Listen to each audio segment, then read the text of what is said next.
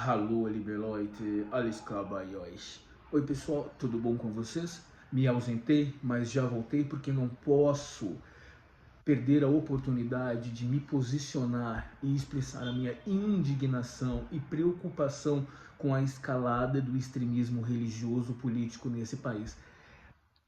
Parecem coisas muito distantes, religião e política, mas se você observar a história, elas sempre andaram juntas, porque veja, se você buscar no Brasil colonial, ou mesmo no mundo moderno, a religião sempre foi representada por grupos de controle e poder. Religião e política andam de mãos juntas e há alguém nesse país que conduz, sob o ponto de vista da ciência política, né, da arte de conquistar votos, a arte do controle de massas, como um ventríloco, né, que sacou que essa é uma estratégia que funciona muito bem, o atual candidato à reeleição desse país.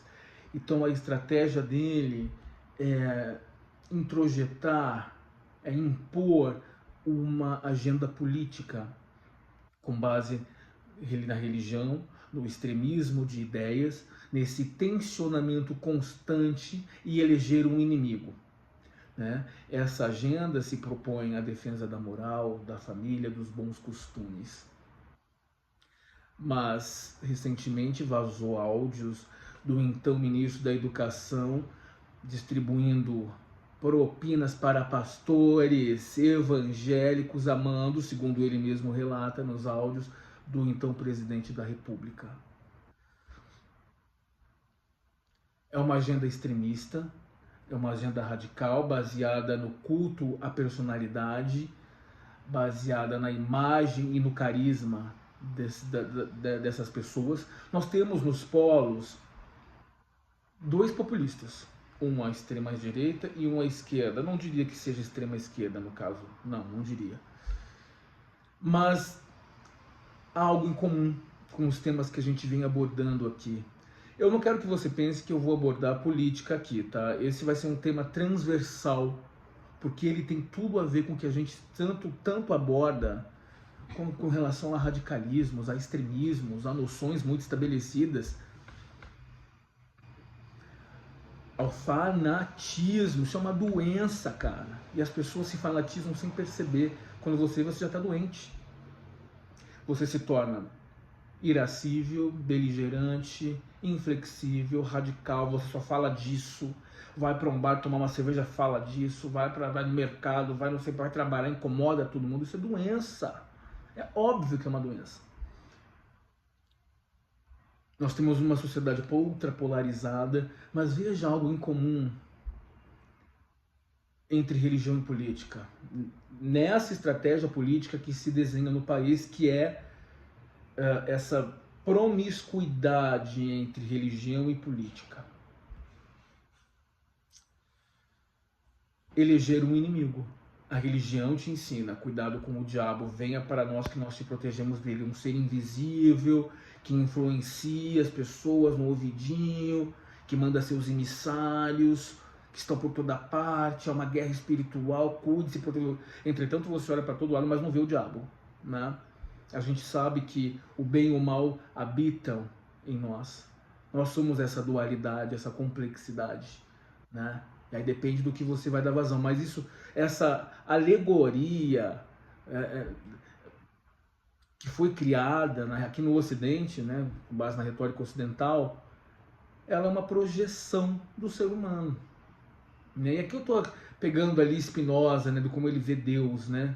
Ele fala que não existem milagres, mas ele acredita em Deus, Deus natureza, é uma outra história, né? Porque contraria muito essa noção de um Deus perfeito, essa vaidade toda, essa necessidade de receber oferendas, uma coisa tão antiquada, tão pré-histórica para fazer oferendas, mas enfim. Aqui eu não me refiro, né, as oferendas prestadas pelo pessoal do candomblé, do bando, que aliás eu tenho até mais simpatia, que pelo menos eles não incomodam ninguém. Quem é vizinho deles diz que eles incomodam com a batucada lá, mas isso é outra história. Pelo menos não ficam na rua brigando, disputando, xingando, brigando em frente, incomodando todo mundo, perturbando a vida de todo mundo, querendo converter todo mundo. Vai quem quer. seria o correto, né? Da minha parte, vocês sabem que não professo nenhum credo religioso e pretendo ficar bem longe disso. Eles elegem um inimigo. O inimigo sempre foi no Brasil: cuidado com a direita, cuidado com os oligárquicos, cuidado com a elite branca, ou então, na contramão, cuidado com os comunistas, cuidado com o PT, cuidado com os pissolistas. Um inimigo a ser combatido.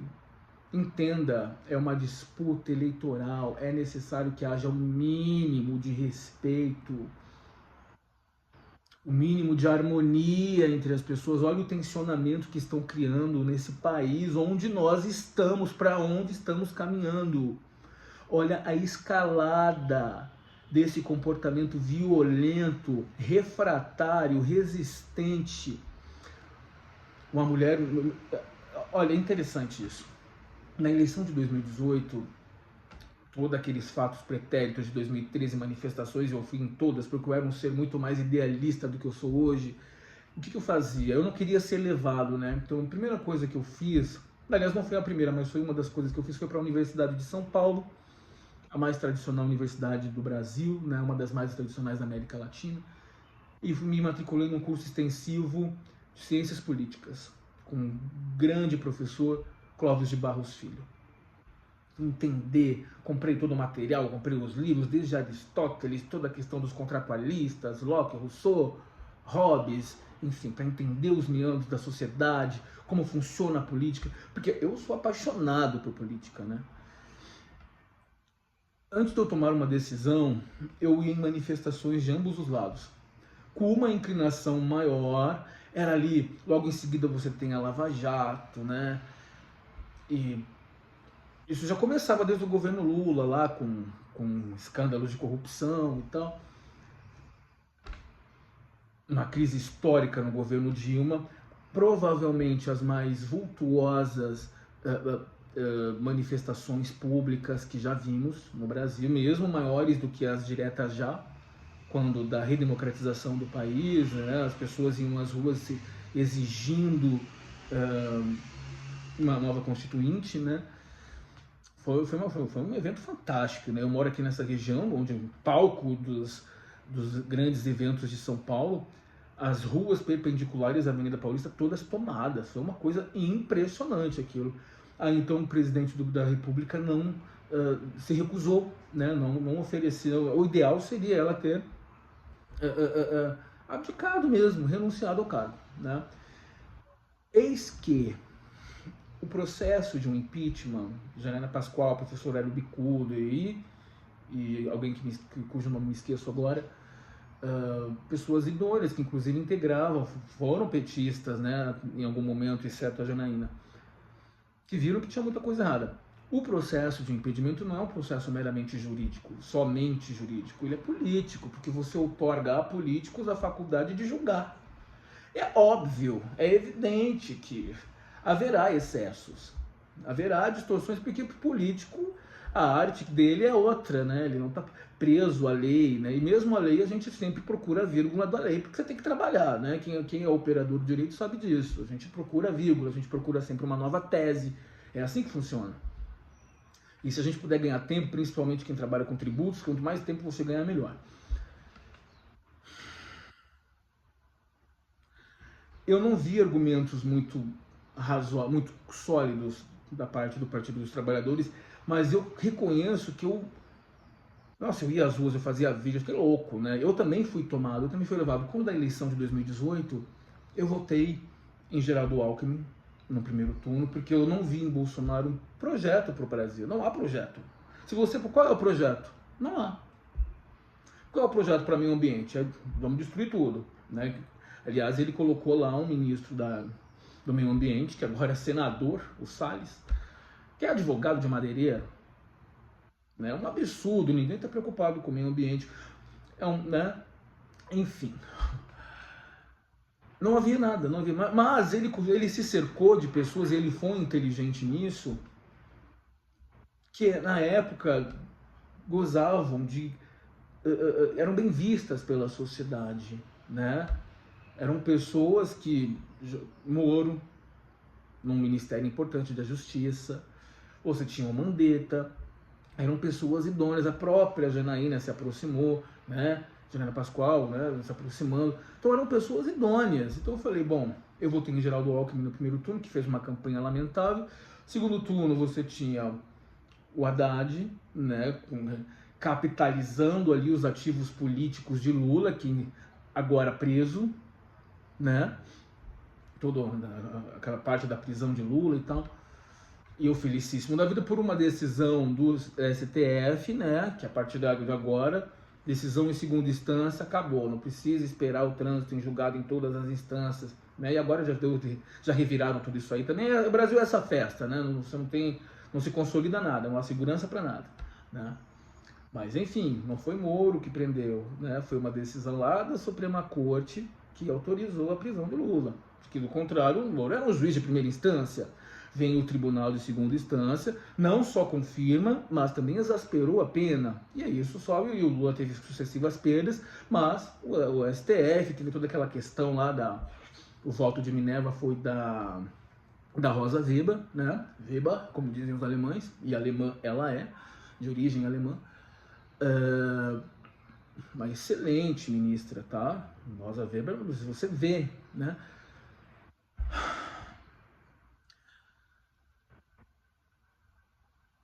Se desenhou aquela situação política que eu votei em Bolsonaro. Eu subi, fui até um bar na Avenida Paulista, em frente ao Museu de Arte de São Paulo. Mais importante museu da América Latina, que agora está sendo ampliado para aquele prédio lateral que ficou décadas ali interditado. Assim que sai o resultado da eleição, as pessoas que estavam em volta, foi assustador. Eu não conhecia a face da extrema-direita no Brasil. Eu conhecia a direita tradicional, PSDB é uma direita não faz nada por ninguém, mas também são moderados, um discurso polido, educados, tratam as pessoas com cortesia, né? Havia ânimos mais aflorados nessas, mas nada que chegue perto do que está acontecendo.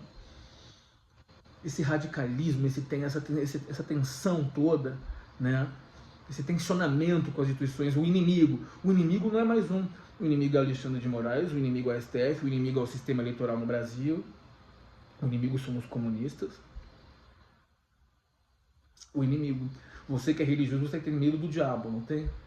Pois é, agora eles vêm aqui para a Avenida Paulista, dessa vertente religiosa, né, protestante, estendem a bandeira no chão, se atiram no chão e começam a clamar a Deus. Aos borbotões eles vêm para cá. Deus, o inimigo não pode nos vencer. O cara estabeleceu uma guerra santa em plena campanha eleitoral. O voto é secreto, cláusula pétrea, artigo 60 da Constituição Federal. Não estou querendo induzir ninguém a votar em ninguém, respeito sua posição, é normal. Eu tenho um amigo, né, viveu aqui no prédio, sempre me tratou com muito respeito, e ele é bolsonarista da base mesmo, da base. Mas uma pessoa extremamente desagradável. Eu gostava de debater, ele era um bom oponente, aprendi muito com ele, coisas que ele colocou que eu realmente não conhecia. Graças a isso eu aperfeiçoei as minhas pesquisas, né? Mas ele era uma pessoa violenta, ele tinha todos os sintomas de um fanático, mas ele dizia que ele não é como um petista, não é como os adoradores do Lula, que tudo que o Lula faz eles vão atrás, não, mas ele é idêntico.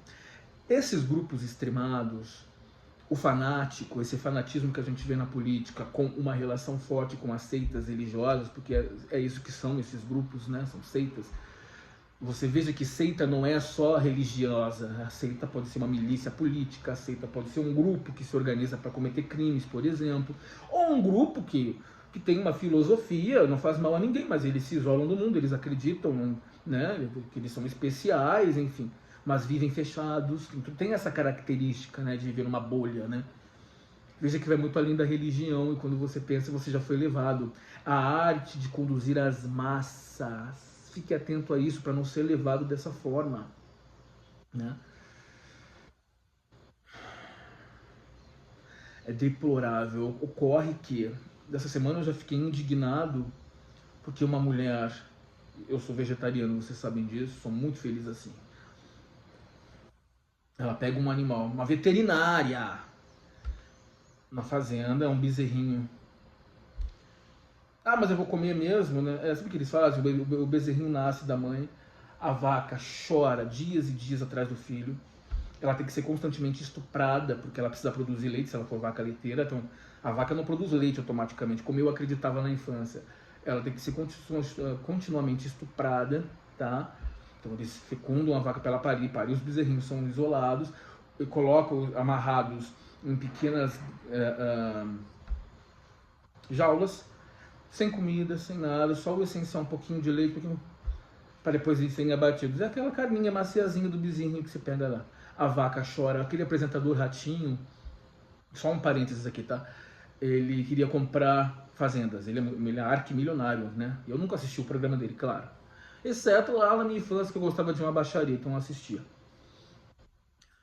Ele disse que ele desistiu do negócio quando ele viu as vacas chorando.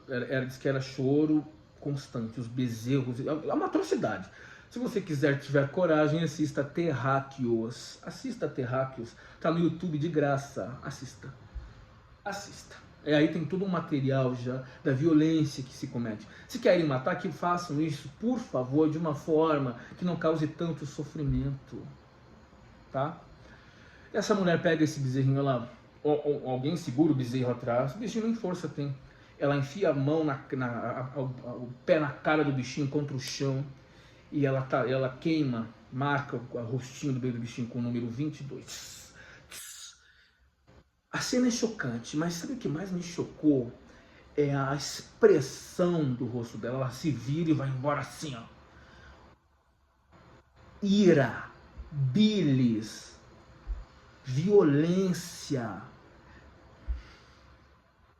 Uma fanática maluca. Ontem, Roberto Jefferson, após descumprir as imposições da prisão que justificavam, né, que é um benefício, na verdade, que a pessoa recebe, para a prisão domiciliar, afrontando as instituições, ofendendo ministros, enfim. A prisão domiciliar foi revogada, vocês assistiram certamente. Policiais federais, em cumprimento do estrito dever, pessoas que estão trabalhando, portanto, foram até a residência dele, efetuar a prisão. Ele recebe essas pessoas com balas. Ora, como uma pessoa em prisão domiciliar possui todo esse arsenal de armas? Esse cara alvejou pessoas orando, rezando e conclamando a base bolsonarista, evangélica, né? Nada é generalizado, eu sei que as pessoas são boas, mas as pessoas são identificadas com o grupo. Você reconhece a pessoa, você vê o que pertence a uma seita bolsonarista hoje, que já tem esse viés, e olha que é muito maluco, porque ele ainda ele tem o nome de Messias, né? Isso na cabeça de um religioso, cara. E é uma coisa muito pensada do Jair Bolsonaro. Sob o ponto das ciências políticas, genial. É isso que ele quer mesmo. Meu nome é Jair Messias. Esse povo está esperando por o tal Messias há 2000 anos, há milhares de anos, centenas, sei lá de quantos anos. Olha, aí ele fala, olha o nosso inimigo aqui. Observe, tá prestando atenção no que eu estou colocando? A miscelânea, a mixódia entre religião e política, cadê o Estado laico, que não é nenhum maior dos problemas, né? Porque o ignorante nem sabe o que é Estado laico, né? Olha o problema que se desenha, olha o modelo de sociedade que estamos construindo. Uma parlamentar assassinada no Rio de Janeiro, provavelmente porque andou comprando briga com milícias, uma mulher negra, lésbica, pobre, inteligentíssima. O cara pega a placa de uma rua que foi colocada em homenagem a essa mulher, quebra essa placa e ele se torna deputado federal.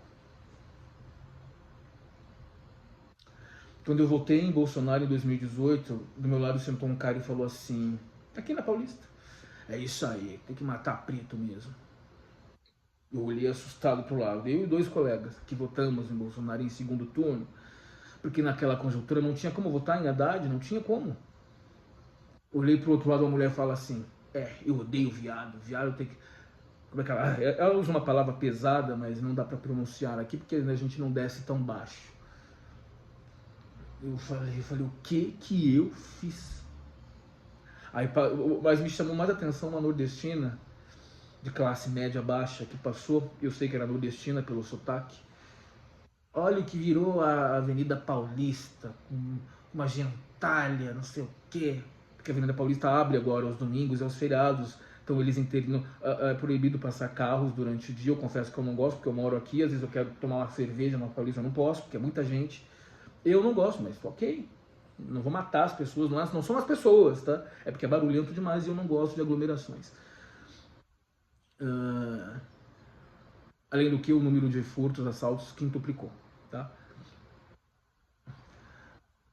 Eu falei, uma mulher que é vítima de preconceito de um povo miserável, né? Ou pelo menos visto dessa maneira, da região menos desenvolvida do país, falando uma coisa dessa, né? E você identifica essas pessoas desta seita, por exemplo, como é que você vê um Mormon, da seita Mormon? Ela, se você vê aquela roupinha transparente embaixo da roupa, você sabe que é Mormon. Pela plaquinha dos missionários, nada identifica mais um Mormon do que aquela plaquinha, né? Ó, esses são os Mormons americanos, né? Como é que você identifica alguém de uma seita evangélica? A minha tia veio para São Paulo, né? Veio para São Paulo. Ela era uma mulher muito bonita, ela era uma mulher charmosa, com as unhas sempre muito bem pintadas, sempre andando de salto, né? Uma mulher, né? Que mulher tem que ser assim, eu acho, né? Eu acho que a mulher fica mais bonita assim, né? Hoje ela é uma mulher de vestidão até lá embaixo, ignorante, muito ignorante. Ela comprou um sítio no interior do Rio Grande do Sul, mora lá com o marido dela. Ela não se maquia. Quando ela apareceu, eu falei, senhora, por favor, vá no cabeleireiro. Tá horrível isso aí. Ela ficou chocada. Ela falou, eu vou sim, foi. Fez o essencial porque o meu pastor não vai gostar se eu pintar, eu deixei ele com essa cor mesmo, tal, mas melhorou. Como você identifica o sectário de uma seita evangélica? Vestidão, as mulheres não podem se maquiar, é a fé dela, ok, vida dela. Mas sabe o que foi mais estranho, e a minha ela não engana? É você conversar com a pessoa e perceber que ela não está te falando nada, mas ela está sempre superior a você. Ela vai na igreja, ela sabe que Jesus sabe, né? Que Jesus Cristo é o Salvador do mundo, que isso, que tomar cerveja não pode, que sexo não pode, que isso não pode. Mas ela está sempre ali, com aquele ar de superioridade disfarçada. É aquela humildade disfarçada, sabe? É aquela humildade que se coloca para cima que na verdade é soberba, né? Ela é compreensiva, ela é boazinha, mas ela te olha assim, coitadinha, ele não sabe o que fazer, ele não conhece a verdade. Todos eles são assim, todos. É chato falar de generalizações, é chato, né? Mas se você faz parte do grupo é porque você se identifica com ele, né? Você identifica dessa maneira. Como você identifica alguém que pertença à seita bolsonarista? Camisetinha do Brasil, aqui no bairro, nossa, as mulheres compram shortinho, roupinha bonitinha, tal, vão lindas para votar. Isso aqui é um desfile de moda, tá? E de verde e amarelo, o patriotismo, né? Olha que muito patriota, né? Muito patriota. Não contente com isso, depois de alvejar, conclamar o seu grupo de seguidores, orando, rezando com a Bíblia em mãos, né? Porque é isso que eles fazem, eles matam com a Bíblia em mãos.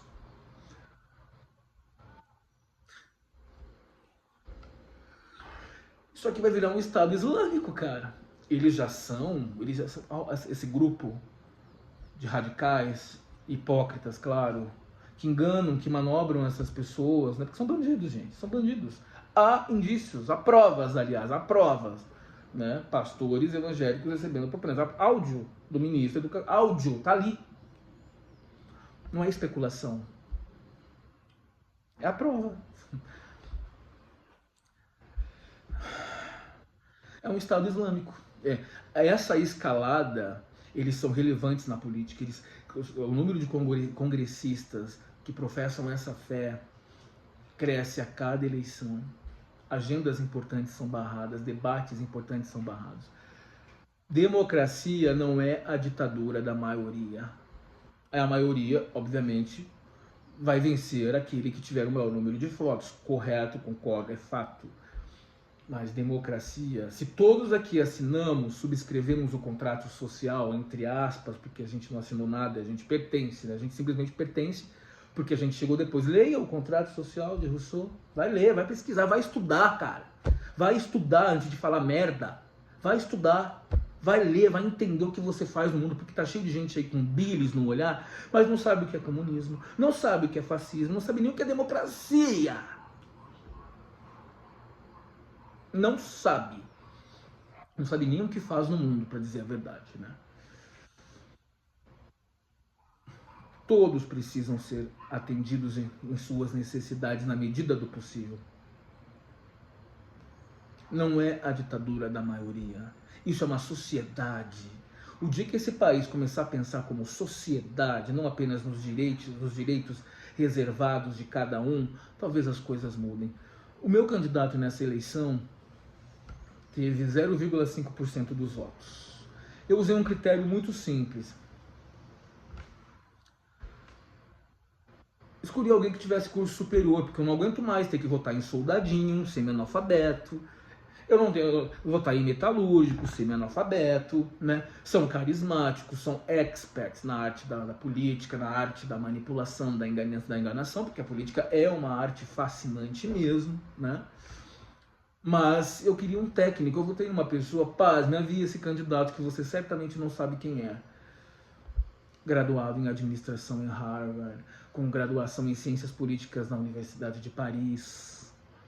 Um liberal, que esse governo de liberal não tem nada, eu não sei o que há de liberal nesse governo, me desculpe, que se elegeu com essa agenda. Esse governo colocou todos os filhos na política, a família inteira, com tentáculos na política, e depois a gente falava que o Estado estava aparelhado. Eu fui levado, eu fui enganado também. Né? O escândalo do Petrolão, por exemplo, é claro, aqueles altos dirigentes das estatais ou das sociedades de economia mista, como por exemplo a Petrobras, são indicados politicamente. Isso não significa que foi o Lula que roubou a Petrobras. Não. Agora, dizer que ele não sabia o que se passava também já é demais, né? Todos nós sabemos disso. Do filho do Lula que enriqueceu. E a família Bolsonaro inteirinha, inclusive a ex-mulher. Imóveis de luxo, tá noticiado, tá comprovado. Estão enriquecendo essa família de radicais, de extremíssima direita, que é só discurso, é só discurso. Veja, você que lê a Bíblia, por suas obras os conhecereis. Isso é bíblico ou isso é meu irmão? Não sei, eu não leio essas coisas há muito tempo. Ainda bem, porque desse veneno eu não compartilho. Eu prefiro o conhecimento, eu acho que... eu gosto de leituras instigantes. Por exemplo, eu estava lendo a obra Caim, do José Saramago. Já ouviu falar em Saramago? Eu sei que vários de vocês aqui são pessoas inteligentes, instruídas. Mesmo aqueles que não têm curso superior, são pessoas esclarecidas. Né? Quando eu falo assim de forma mais áspera, eu estou querendo, obviamente, provocar os haters, né? Óbvio, é porque eu apago os comentários, né? Até que o pessoal pega leve. Na verdade, o pessoal pega leve. Via de regra, o pessoal não... Se bem que eu tenho que me cuidar, né? Eu tenho que me cuidar, porque olha que eu tô falando, que daqui a pouco eles vêm bater na minha porta. Mas venham, mas que venham também. Né? E ele faz um livro, Caim. José Saramago foi um escritor português, né? Ateu. Veja bem, o fato de eu não acreditar no Deus do mundo. Primeiro que religião e Deus são coisas completamente distintas. Segundo, o fato de eu não acreditar no cristianismo não faz de mim um ateu. Deus é o que você elege para você. Isso faz de você alguém que crê em alguma coisa, né? É que os crentes é que essa historinha, né? Não, se você crê, você é crente também. Venha para o nosso grupo. Não é nada disso. São coisas completamente distintas. Eu reconheço o mistério. Há muitas respostas que eu não tenho. Mas eu quero continuar procurando e de alguma maneira entendendo o mundo que me cerca, que me rodeia, e sabendo que eu não vou conseguir fechar essa noção, que eu não vou conseguir explicar isso, né, definitivamente. Agora, eu não vou comprar essa ideinha não, de costelinha, de não sei o que, de Adão e Eva, não tem como, né, porque isso é falta de pesquisa mesmo, né. Ele escreveu um livro chamado Caim. Nesse livro ele faz uma releitura do primeiro homicida da humanidade, segundo a Bíblia. Claro que também não é verdade. Né? Porque há registros de sociedades muito mais antigas, enfim.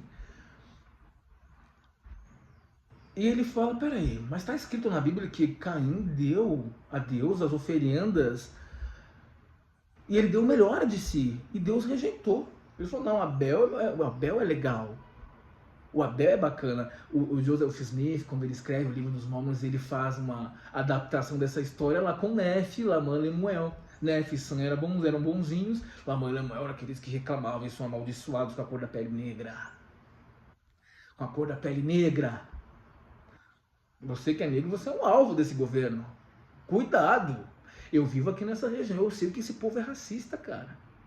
Todos temos, né, somos preconceituosos em alguma medida, né? Mas há pessoas que realmente acreditam que o negro não merece direitos, que o negro tem que morrer, que o negro tem que ser escravizado, que o negro tem... É real isso. Eu vi de um desembargador, vou falar baixo, que ele mora no andar de cima, de um ex-presidente do Tribunal de Justiça de São Paulo, um homem que eu tinha maior admiração, um leitor assíduo, hoje já aposentado. Coisas atrozes em relação a isso. Atrozes. Não vou pronunciá-las aqui. Tá lá, você vai no tribunal, você vai ver. Tá lá o nome dele. Não vou falar, que quem é da área conhece, obviamente. Então, desculpe aqui os parênteses, porque eu tô cheio de... Sabe, eu tô todo perturbado hoje, sabe? Com o que eu vi ontem, com o que eu tô vendo, gente. Mas eu vou concluir, só um minutinho, tá? Veja, não quero... bom, se eu puder esclarecer alguma coisa, que ótimo, mas você vota em quem você quiser, mas eu quero realmente que você veja o foco do fanatismo, do extremismo, né? Do quanto isso é prejudicial para todo mundo, de que essas seitas não se restringem ao âmbito religioso, mas elas têm forte inclinação política, penetração na política. Em qualquer grupo que você adentre, em que as coisas começam a tomar uma proporção um pouco diferenciada, né? Distante da realidade.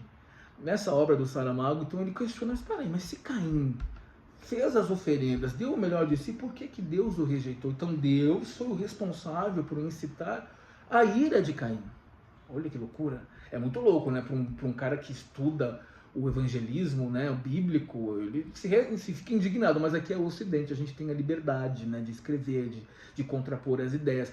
No Brasil, provavelmente, isso tem dias contados, né, porque esse grupo crescendo cada vez mais, é óbvio que eles farão tudo para cercear liberdades, para cercear liberdade de expressão, liberdades religiosas. Bom, são eles que perseguem, né? Eles é que perseguem.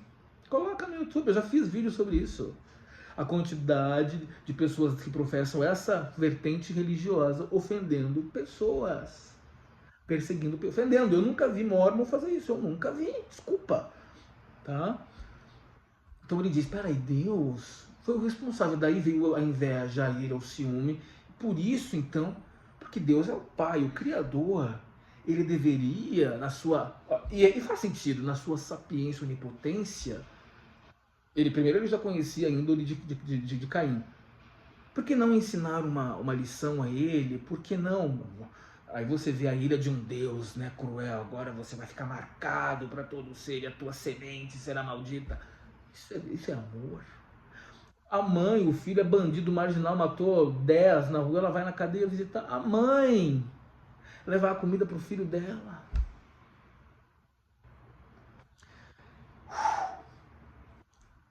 Vocês me desculpem, hoje está tudo muito desorganizado, mas eu estou tentando criar aqui uma coesão para fechar.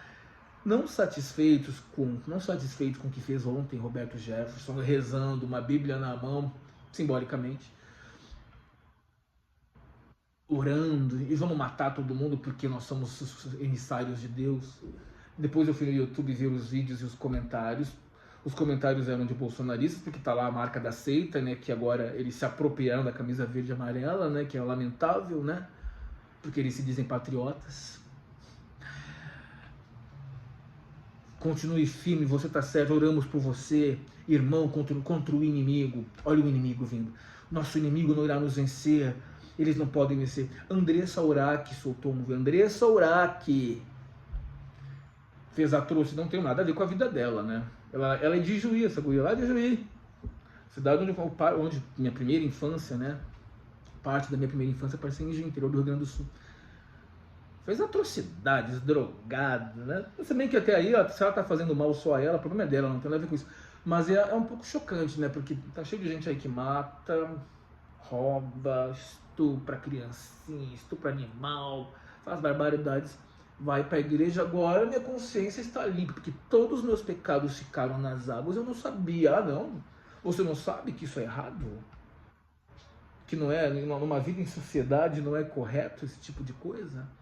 Agora, sabe o que eles fazem? Eles começam a perseguir as demais pessoas. Assassinos declarados, confessos. Agora ele coloca a Bíblia na mão, ele é santo. O sangue de Jesus tem poder. O sangue de Jesus me salvou, ele vai salvar você também. Eu nunca tirei a vida de ninguém, eu nunca fiz mal a ninguém, dessa maneira extrema. Claro que eu fiz mal a algumas pessoas, em outros momentos da minha vida, sim, falei coisas que não devia. Eu vou contar para vocês em outra oportunidade. Ninguém é tão bom assim. O bem e o mal habitam em mim. O tempo vai passando e você vai aprendendo e escolhendo o que em você vai entregar para as pessoas. Pense bem, porque o que você entrega é o que você recebe, via de regra, né? Uma multidão, então, se aglomerou em frente à residência do ex-parlamentar. Havia um homem, um cinegrafista, a trabalho, com família para sustentar. Um integrante da seita bolsonarista ataca esse homem violentamente pelas costas, a traição. Ao menos, cara, comunica a pessoa que você vai agredir para que ela tenha a chance de se proteger. Segundo o cara estava trabalhando, veja que isso é tudo doença da cabeça. Olha o extremismo. Nós vamos colocar no Brasil aqui uma milícia político-religiosa extremista à moda islâmica. O Estado Islâmico, não o islamismo como um todo, como aquele regime instaurado no Afeganistão, não é isso? Pelo Estado Islâmico. Não concorda com a gente mata, e com o Alcorão na mão, aqui a Bíblia, né? Fuzis para todo lado. Uma sociedade altamente violenta, agora ainda mais violenta. Ainda mais violenta porque baixaram decretos, facilitaram a compra de armas. É para me defender de bandidos, cambal. Para defender de bandido é o cacete. Isso aí as pessoas que estão adquirindo armas o fazem para amedrontar. São pessoas que têm inclinação belicosa, são beligerantes, têm fascínio pela guerra, ok, a guerra como arte. A arte que eu falo, tem livros, a arte da guerra, né? A história da sociedade é marcada pela dominação mediante a guerra, a imposição da força, enfim, tudo isso aí eu conheço. Cara, sabe o que você faz? Eu até falei para esse cara que morava aqui, que tem que matar mesmo, tem que invadir a Ucrânia mesmo, que não sei o quê. Observe que o líder supremo da igreja ortodoxa russa, de imediato manifestou apoio a Putin. Um religioso que deveria cuidar das almas das pessoas. Entenda, é poder, é controle, é dinheiro, é influência, não tem nada a ver com Deus isso aí. Eu falei, cara, por que você não pega um avião e se perfila como combatente de guerra? Vai, tá cheio de grupos aí. Pela Deep Web você consegue se candidatar. Pega um avião, vai lá pra fronteira, se apresenta lá pros soldados russos, pros ucranianos. Você não quer meter bala? Vai lá. Escolhe um lado e fica. Vai pro Estado Islâmico, cara. Aqui não é isso ainda. Não, mano, porque... Um bondão, né? Um bunda mole. Vai pra lá. Tem mercado pra isso. Não é? O fato é que não é todo o país que vai colocar no poder uma Angela Merkel, né? A liberal Angela Merkel. A gente fala Angela Merkel, mas os alemães falam Angela Merkel. O Barack Obama, eu acho que aqui nos Estados Unidos há essa oscilação, né? Eles elegem pessoas boas e pessoas ruins, não no sentido moral, né? Eu falei tudo que eu queria falar, gente? Deixa eu ver. É muito louco, né? Porque todo o terrorismo religioso, né? Da destruição do Jesus Cristo que vai vir aqui, vai tacar fogo em todo mundo, que não for acobertado, que não for... Está sendo instrumentalizado, né? E é essa classe C baixa aí, né? Do pai que bate na filha porque a filha dança funk, do pai que pega o filho gay e leva lá para o pastor exorcizar, essa gente ignorante, né?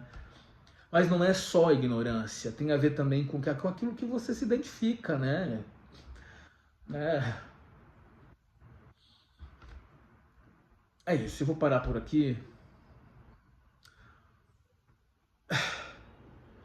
porque eu acho que as pessoas que estão aprisionadas às suas ideias, elas não vão dar ouvidos a ninguém mesmo. Qualquer pessoa que tem uma noção muito estabelecida de qualquer coisa, em algum momento ela vai ser vítima de si mesma, porque ela vai ser incapaz de reconsiderar. Eu acho que a gente precisa de convicção para viver, claro, porque senão você é levado, né? Mas sempre deixando um espaço para questionar: será que eu estou certo? Será que eu estou do lado certo? Será que a minha ideia é a correta? Por isso que é importante dialogar, conversar. Mas é fato que uma pessoa que está muito condicionada a crer e acreditar, que tem uma convicção sobre o que quer que seja, ela só vai mudar de opinião se ela for bombardeada pesadamente a ponto de ser levada a uma autorreflexão. Porque a tendência do cérebro é rejeitar. Você tem uma ideia estabelecida, convicta, né? Portanto, a sua cabeça está organizada, as suas ideias estão organizadas, você tem um norte, você tem um rumo a seguir muito definido. Isso é interessante. O cérebro faz isso quase que instantaneamente, tá? Expulsar. A minha gata tem um hábito terrível. Eu coloco a água dela ali embaixo, ela começa a jogar com a patinha em cima de mim. De propósito. Para de jogar água em mim. E ela faz de propósito. Acredita? A tendência é o teu cérebro expulsar, porque gera um estresse. E o teu cérebro não quer estresse, ele quer manter a paz, a harmonia, como se fosse um antígeno, como se fosse um organismo estranho que não deve estar ali. Então aquela informação te perturba, te incomoda, te estressa, você expulsa. Para que você possa se demover, seria necessário, né, uma constante, repetitiva, insistente, uh, uh, uh, um insistente bombardeio de informações para que você possa finalmente parar para pensar. Tá, essa aqui é uma ideia que se confronta com essa. E agora? O que eu faço? De que lá? Como é que eu vou assimilar isso? Não apenas expulsar automaticamente. É isso, gente. Vamos aguardar. Boa semana, beijo para quem me ama e tchau.